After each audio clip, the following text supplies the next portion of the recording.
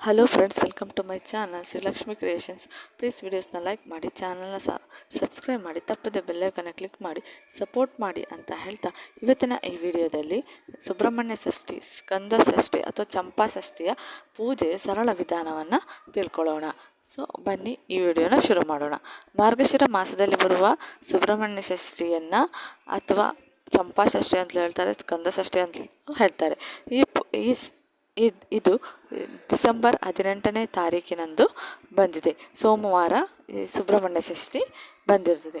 So ಈ ದಿನದಂದು ನಾಗರ ಕಲ್ಲಿಗೆ ಹಾಗೂ ಸುಬ್ರಹ್ಮಣ್ಯ ದೇವರಿಗೆ ಪೂಜೆಯನ್ನು ಸರಳವಾಗಿ ಮಾಡೋದು ಹೇಗೆ ಅಂತ ತಿಳ್ಕೊಳ್ಳೋಣ. ಸುಬ್ರಹ್ಮಣ್ಯ ಷಷ್ಠಿ ಇದನ್ನು ಸುಬ್ರಹ್ಮಣ್ಯ ಷಷ್ಠಿ ಅಂತಲೂ ಕರೀತಾರೆ. ಸುಬ್ರಹ್ಮಣ್ಯ ಷಷ್ಠಿ ಮಂಗಳಕರ ಆಚರಣೆ. ಯಾಕಂದರೆ ತಾರಕಾಸುರನನ್ನು ಕೊಲ್ಲುವ ಉದ್ದೇಶದಿಂದ ಜನಿಸಿದ ಶಿವನ ಮಗ ಕಾರ್ತಿಕೇಯನಿಗೆ ಸಮರ್ಪಿತವಾಗಿದೆ. ಈ ದಿನ ಸುಬ್ರಹ್ಮಣ್ಯ ದೇವರನ್ನು 5 ತಲೆಯ ಹಾವಿನ ರೂಪದಲ್ಲಿ ಪೂಜಿಸಲಾಗ್ತದೆ. ಅಂದರೆ ನಾಗನ ರೂಪದಲ್ಲಿ ಪೂಜಿಸಲಾಗ್ತದೆ, ಸರ್ಪದ ರೂಪದಲ್ಲಿ ಪೂಜಿಸಲಾಗ್ತದೆ. ಈ ದಿನಂದು ಸುಬ್ರಹ್ಮಣ್ಯ ದೇವರನ್ನು ಪೂಜಿಸುವುದರಿಂದ ಸರ್ಪದೋಷದಿಂದ ಮುಕ್ತವಾಗ್ಬೋದು.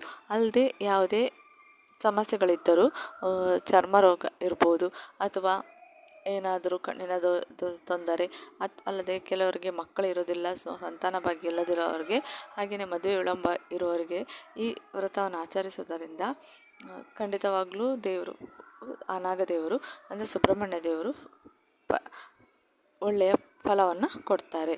ಸೊ ಆದ ಕಾರಣ ಈ ಪೂಜೆಯನ್ನು ಯಾವಾಗ ಮಾಡಬೇಕಂದ್ರೆ ಇದೇ ಸೋಮವಾರ ಬೆಳಗ್ಗೆ ಅಂದರೆ ಬ್ರಾಹ್ಮಿ ಮುಹೂರ್ತದಲ್ಲಿ ಈ ಪೂಜೆಯನ್ನು ಮಾಡೋದು ತುಂಬಾ ಒಳ್ಳೆಯದು. ಇದೇ ಎಷ್ಟು ಸಮಯದಿಂದ ಇರ್ತದೆ ಅಂದರೆ 3 ಗಂಟೆ 13 ನಿಮಿಷಕ್ಕೆ ಮುಕ್ತಾಯವಾಗ್ತದೆ. ಸೊ ಆದ ಕಾರಣ 3 ಗಂಟೆಯ ಒಳಗೆ ನಾವು ಈ ಪೂಜೆಯನ್ನು ಮಾಡಬೇಕು. ಆದರೆ ಈ ತಿಥಿ ಪ್ರಾರಂಭವಾಗುವುದು ಆದಿತ್ಯವಾರ 17ನೇ ತಾರೀಕಿನಂದು 5 ಗಂಟೆ 33 ನಿಮಿಷಕ್ಕೆ ಪ್ರಾರಂಭವಾಗಿ 18ನೇ ತಾರೀಕು 3 ಗಂಟೆ 13 ನಿಮಿಷಕ್ಕೆ ಮುಕ್ತಾಯವಾಗ್ತದೆ. ಸೊ ಆದ ಕಾರಣ ಈ ಸೋಮವಾರ ದಿನದಂದು ಷಷ್ಠಿ ಪೂಜೆಯನ್ನು ಮಾಡೋದು ತುಂಬಾ ಒಳ್ಳೆಯದು. ತಿಥಿ ಆ ಸೋಮವಾರ ಬ್ರಹ್ಮ ಮುಹೂರ್ತದಲ್ಲಿ ಪೂಜೆ ಮಾಡೋದು ತುಂಬಾ ಒಳ್ಳೆಯದು. ಬ್ರಹ್ಮ ಮುಹೂರ್ತದಲ್ಲಿ ಎದ್ದು ಮನೆಯನ್ನು ಶುಚಿ ಮಾಡಿ, ಹಾಗೆಯೇ ಎದ್ದು ಸ್ನಾನ ಮಾಡಿ ಶುಚಿಯಾದ ಬಟ್ಟೆಯನ್ನು ತೊಟ್ಟು ಪೂಜೆಯನ್ನು ಮಾಡಬೇಕು. ಪೂಜೆ ಮಾಡುವ ಮೊದಲು ಸುಬ್ರಹ್ಮಣ್ಯ ದೇವರಿಗೆ ಸಂಕಲ್ಪವನ್ನು ಮಾಡಿಕೊಳ್ಬೇಕು. ಏನೇ ಸಮಸ್ಯೆ ಇದ್ದರೂ ಕೂಡ ದೇವರಲ್ಲಿ ಪ್ರಾರ್ಥನೆಯನ್ನು ಮಾಡಿಕೊಂಡು ನಾವು ಮಾಡೋ ಪೂಜೆಯಿಂದ ಯಾವುದೇ ತೊಂದರೆಯಾಗದಾಗೆ,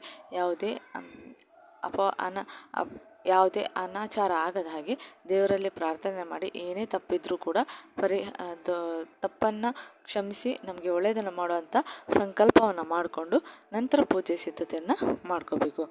ಪೂಜೆ ಸಿದ್ಧತೆ ಮಾಡಿಕೊಳ್ಳುವಾಗ ಪೂಜೆಗೆ ನೀವು ಎಲ್ಲಿ ಪೂಜೆಯನ್ನು ಮಾಡ್ತೀರೋ ಅಲ್ಲಿ ಆ ಪೂಜೆಯ ಜಾಗವನ್ನು ಮೊದಲು ಅರಶಿನ ನೀರಿನಿಂದ ಸ್ವಚ್ಛಗೊಳಿಸಿ, ನಂತರ ರಂಗೋಲಿಯನ್ನು ಹಾಕಿ, ಆ ನಂತರ ರಂಗೋಲಿಗೆ ಅಕ್ಷತೆಯನ್ನು ಹಾಕಿ ಹೂವನ್ನು ಇಟ್ಟು, ನಂತರ ನಾಗನ ಫೋಟೋ ಅಥವಾ ಸುಬ್ರಹ್ಮಣ್ಯ ದೇವರ ಫೋಟೋ ಅಥವಾ ನಾಗರ ಮೂರ್ತಿಯನ್ನು ವಿಗ್ರಹ ಇದ್ದರೂ ಕೂಡ ಅದನ್ನು ಇಟ್ಟು ಅದಕ್ಕೆ ಅರಶಿನ ಕುಂಕುಮವನ್ನು ಹಚ್ಚಿ ಪೂಜೆಯನ್ನು ಪ್ರಾರಂಭಿಸಬೇಕು.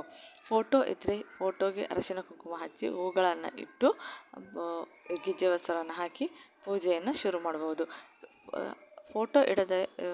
ಫೋಟೋ ಅಲ್ಲದೆ ವಿಗ್ರಹ ಇದ್ದವರು, ವಿಗ್ರಹವನ್ನು ಇಟ್ಟು ಪೂಜೆ ಮಾಡುವವರು ವಿಗ್ರಹವನ್ನು ಅಭಿಷೇಕ ಮಾಡಿ, ಹಾಗೆಯೇ ಹಾಲಿನಿಂದ ಅಭಿಷೇಕ ಮಾಡಿ, ಹಾಗೆಯೇ ಮತ್ತು ನೀರಿನಿಂದ ಅಭಿಷೇಕ ಮಾಡಿ, ಅರಶಿನ ಕುಂಕುಮವನ್ನು ಹಚ್ಚಿ ಗೆಜ್ಜೆ ವಸ್ತ್ರವನ್ನು ಇಟ್ಟು ಹೂಗಳಿಂದ ಅಲಂಕಾರ ಮಾಡಿ, ಹಾಗೆ ನೈವೇದ್ಯವನ್ನು ಇಟ್ಟು ಪೂಜೆಯನ್ನು ಮಾಡಬೇಕಾಗ್ತದೆ.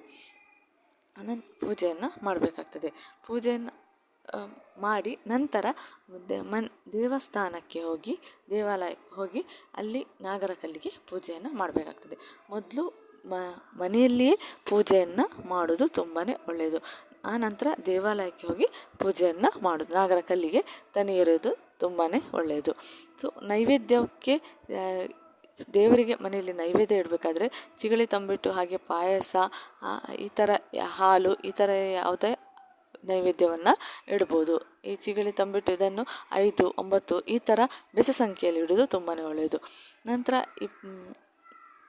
ಹೊರಗಡೆ ಅಂದರೆ ಹೊರಗಡೆ ನಾಗರಕಲ್ಲಿಗೆ ಪೂಜೆಯನ್ನು ಮಾಡಲಿಕ್ಕೆ ಹೋಗುವಾಗ ಕೂಡ ಅಷ್ಟೇ, ಮೊದಲು ಹೋಗಿ ನಾಗರಕಲ್ಲನ್ನು ತೊಳೆದು ಹಾಗೆಯೇ ಹಾಲಿನಿಂದ ಅಭಿಷೇಕ ಮಾಡಿ, ಹಾಗೆಯೇ ಅದಕ್ಕೆ ಅರಿಶಿಣ ಕುಂಕುಮ ಇಟ್ಟು ಗೆಜ್ಜೆ ವಸ್ತ್ರ ಹೂವುಗಳನ್ನೆಲ್ಲ ಇಟ್ಟು ನೈವೇದ್ಯವನ್ನು ಇಟ್ಟು ಪೂಜೆಯನ್ನು ಮಾಡಬೇಕಾಗ್ತದೆ. ಸೊ ಆನಂತರ ನೈವೇದ್ಯವನ್ನು ಇಟ್ಟು ನಂತರ ಪೂಜೆಯನ್ನು ಸಲ್ಲಿಸಿ ಮಂಗಳ ಆರತಿಯನ್ನು ಮಾಡಿ ನೈವೇದ್ಯವನ್ನು ತಗೊಳ್ಬೇಕಾಗ್ತದೆ. ಸೊ ಹಾಗೆ ಬಂದು ಮನೆಯಲ್ಲೂ ಕೂಡ ಪೂಜೆಯನ್ನು ಮಾಡಬೇಕಾಗ್ತದೆ. ನಂತರ ಉಪವಾಸ ಕೂಡ ಇಡ್ಬೋದು. ಉಪವಾಸ ಇಡುವವರು ಈ ದಿನ ಉಪವಾಸನೂ ಇಡ್ತಾರೆ. ಯಾಕಂದರೆ ಉಪವಾಸ ಇಟ್ಟು ಈರುಳ್ಳಿ ಬೆಳ್ಳುಳ್ಳಿ ಸೇವನೆಯನ್ನು ಮಾಡಬಾರ್ದು.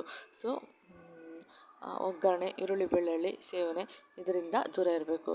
ಸಾತ್ವಿಕ ಆಹಾರವನ್ನು ಉಪಯೋಗಿಸಬೇಕು. ಸೊ ಉಪವಾಸನ ಮಾಡೋದರಿಂದ ಕೂಡ ನಮಗೆ ಒಳ್ಳೆಯ ಫಲ ದೊರೆಯುತ್ತೆ.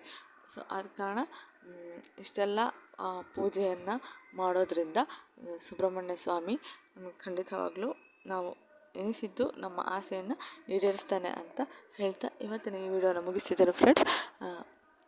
ಇಷ್ಟ ಆದರೆ ಲೈಕ್ ಮಾಡಿ, ಶೇರ್ ಮಾಡಿ, ಕಮೆಂಟ್ ಮಾಡಿ ಪ್ಲೀಸ್. ಶುಭ ದಿನ.